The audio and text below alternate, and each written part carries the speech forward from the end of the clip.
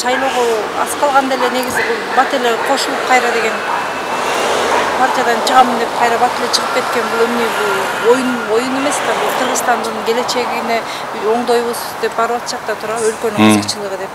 Партиянын талапкерлердин тизмесинин бүгүнкү күнгө чейин калыптанбай же болбосо ошол тизмеге сырт жактан талапкерлер кирип кайра чыгып кетип атышынын себеби бул ошо партиянын өзүнүн туруктуу мүчөлөрү же болбосо туруктуу талапташтары же болбосо колдоочулар жок экенин белгиси да. Себеби эгер кандайдыр партия эгер туруктуу болуп, күчтүү болуп, өзүнүн электораты бар, өзүн өзү ишенген болсо, анда сырт жактан мисалы убактылуу келип кеткен талапкерлерге зар болбойт болчу. Бүгүнкү күндө бардык эле партиялардын тилекке каршы деңгээли ошондой да. Бир дагы бүгүнкү күндө кандайдыр жалгыз саясий партия биз өзүбүздүн гана мүчөлөр менен же болбосо өзүбүздүн талапташтар менен барабыз деген бирөөзү айта албайт. Себеби анда бизде көрүнүш жок. Ошол себептен бүгүнкү күндө 20-августка чейин бул көрүнүштөр мындай табигый көрүнүш болуп карасак болот. Анткени биздин Кыргызстандагы саясий партиялардын деңгээли ушундай. Көп кирип аткандар мисалы ошол партиянын мүчөсү болуп кирбейт эч качан. Алар убактылуу гана шайлоого байланыштуу электорат кошумча алып беребиз деген гана убада менен киришет. Ошол себептен дагы саясий партиялар аларды кирет. Биринчи, экинчи каражат жагы. Себеби шайлоо бул өтө каражат жумшалтуу иш-чара. Ошон үчүн ар бир партиянын өзүнүн каражаты жок болгондуктан жанагындай каражаттуу талапкерлерге муктаж. Бул ушул себептермен гана түшүндүрсө болот. Анан азыр буга чейин деле жогорку кеңештин составына эч ким деле ичи жылган жок. Чөнтөк парламент даже чымкырыктыгына чейин барышты. Кайра бирок ошол эле депутаттар кайра эле ошол парламентке келүүгө умтулуп атышат да.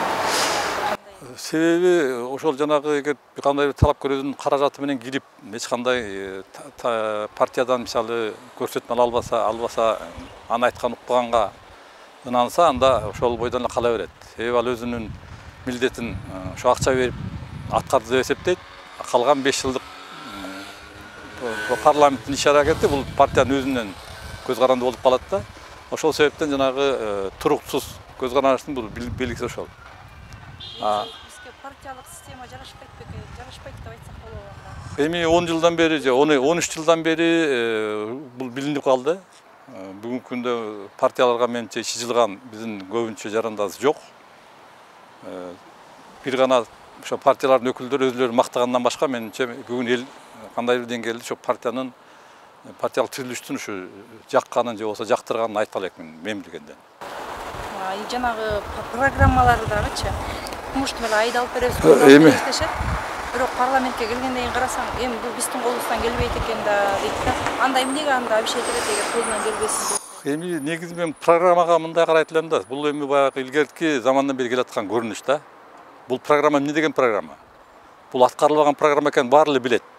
Бирок ошого эле карабай, колдон келишинче өзүн мактайт. Эми баягы Кыргызда бар го, капкарагысын аппагым десең аппак болот, жакшы сулуу болот дегенде, эми ошентип эле мактай берип, анан элдин көңүлүн алганга аракет кылып атышпайбы? Программалар баары тең бир косудай, эгиз косудай окшош. Эч кандай айырма болушу мүмкүн эмес. Анткени программа деген бул эмне себептен айтылган? Бул элдин кандайдыр деңгээлде алдоонун максаты да, өзүнө ынандырыштын максаты. Эки жолу бар, бирөө акча менен, бирөө жанагы балдай таттуу сөздөр менен. Муну туура эмес деп айтууга болбойт, анткени башкача биз элди же болбосо шайлоочуларды өзүбүзгө тарта албайбыз.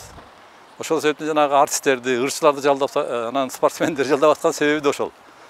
Ал бул Кыргызстандын келечеги жөнүндө ойлогон жок, бул өзүлөрүнүн мындай өзүлөрүнө тартыш, шайлоочулардын көңүлүн буруштун эле жолу деп койсок болот да.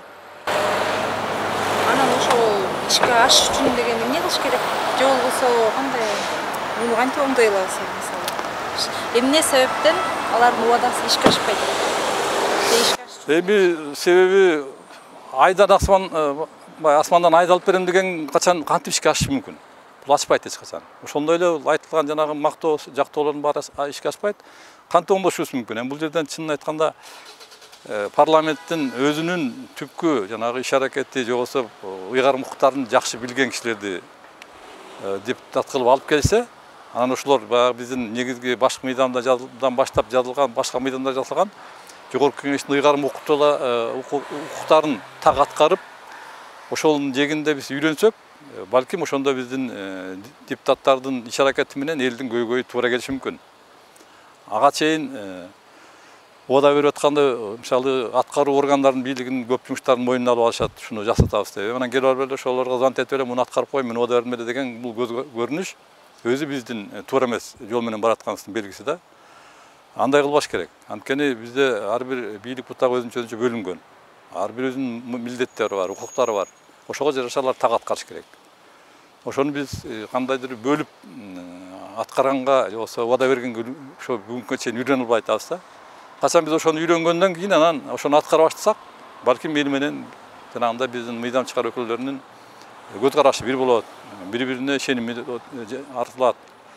Андай жагдайга түшкөнсөк, анда менимче иш оңолот өзүнөн өзү. Мына бизде президент башкарбайт да туурабы? Бизде парламенттик президенттик система. Бирок полномочиялар, жанагы ишке ашыруу полномочияларынын баары өкмөттө, Туура, мындай да бизде деген чынын айтканда баары айтып атат, президенттин ыйгарым укугу чектелүү деп. А бирок ага карабай, баарыбыз эле ошол кишини карап атабыз. Бул эмненин белгиси? Бул баягы илгерки биздин жаман адаттан айрыла албай атканыбыздын себеби ушул да. Тилекке каршы жакын күндөрдө айрыла албайт окшойбуз. Анткени бийликке келген киши өзү эле бүгүн жакшы киши болсо эртең башкача өзгөрүп кеткенин баарыбыз көрүп атабыз. Же эл ошону өзгөртүп атат. Аны Кудай көрүп, баары тең эле ошонун астында барып, очередке туруп, анын сөзүн угуп, эмне деген ой чыгат экен, кандай ой болду экен деп ошого биз көнүп алганбыз. А эгер мени эле бирөө мактап атса, мен деле чынында кыйын экеним деп анан мен деле ошого карата өзүмдүн аракетимди алып барып анан ошодон чыгып атат да кептин баары. Болбосо жанагындай бийлик бутактары өзүнчө болгондон кийин эми өзүнчө аракет алып барыш керек. Президент өзүнүн милдетин аткарыш керек. Жогорку Кеңеш өзүнүн милдетин, өкмөт өзүнүн милдетин аткарса, бул жерде жанагындай бири-бирине көз карандылык же болбосо бир кишини уктай тутуу болмок эмес да. Жана ода берип атканда деле минтип ода беришет да депутат. Биз барып шайлансак, анан өкмөттү аныктаганда биздин квота мененби ошол өкмөткө баланча киши келсе, ошол биздин тапшырмаларыбызды аткарып анан ошону ишке ашырабыз деп. Бирок андай болбойт да туурабы реалдуу жашоодо. Эми реалдуу жашоодо ошол жанагы талапкерлерин чогултуп атканда ошондой ода берип атпайбы, мен силерди момундай кызматка коем деп. Бул жанагы эле сатып алганын башка түрү да. Чындап келгенде бул сатып алуу деп айтсак, добуш сатып алуу деп айтсак туура болмок. Анткени чын эле мыйзам боюнча алар жанагындай ар биринин мисалы кызмат ордун бөлүштүргөнгө укугу жок. Бүгүнкү күндө мына бүгүнкү ушул маселени эч ким чечпей атат. Туура, өкмөттүн курамын бекитет деп турат. Тандайт деген менен бекитеттин айырмасы эки башка. Убактылуу аткаруу бийлиги мисалы өкмөттүн башчысын балким бекитип берер. Бирок ошо курамды өкмөттүн башчысын эге коюп атсаңар, ошого бериш керек. Ал кесип өзү киши тандап, милдетин алып, жоопкерчилигин алып, анан иштеш керек. Эгер колунан келбесе, баары тең жалпы кетиш керек. А бизде эмне болуп атат? Мына акыркы эле бир жылда 2-3 жолу алмашып кетти. Же болбосо тетрисинче өкмөт башчы турат, ичиндеги мүчөлөрү алмашып атат күндөн-күнгө. Ошондо билинбей эле толук жаңырып деле калды да. Бул жерден эч кимдин жоопкерчилиги каралган жок. Бул мынакей биздин көрүнүш ушундай болуп атат бүгүнкү күндө.